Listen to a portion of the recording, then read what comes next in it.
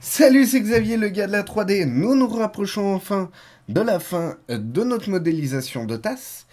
Il nous reste encore un problème que nous pouvons voir à l'écran, celui du fait que notre anse ou certains arrondis ne sont pas très arrondis. Alors pour rectifier ce problème, nous allons rajouter un modificateur que l'on appelle Turbo Smooth et qui permet de lisser l'ensemble de notre modélisation en rajoutant des polygones. Alors pour ceci, je vous enjoins à revenir sur l'edit poly. Et dans le modifier list, vous allez chercher Turbo Smooth, ici présent. Dès que vous l'avez mis, vous pouvez voir qu'il a rajouté un certain nombre de polygones et vous pouvez aussi voir que notre anse est tout de suite plus arrondie. Vous pouvez augmenter encore ce lissage en rajoutant des itérations.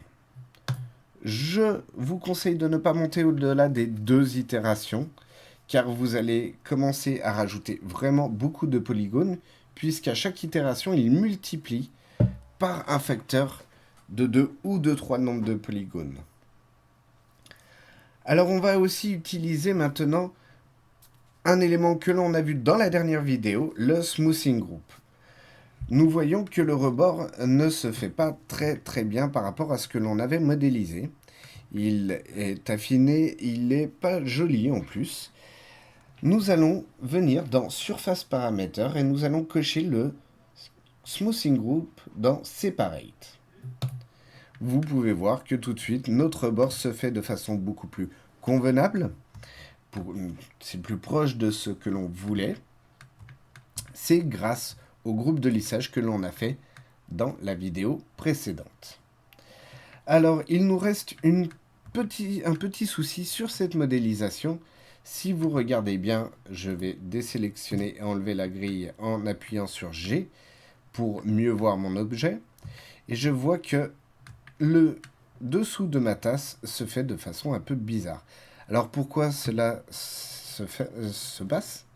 C'est qu'il nous lisse de ces points au point du centre de notre face en direct.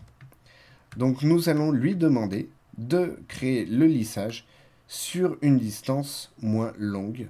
Et pour cela, je vous enjoins à rejoindre notre prochaine vidéo.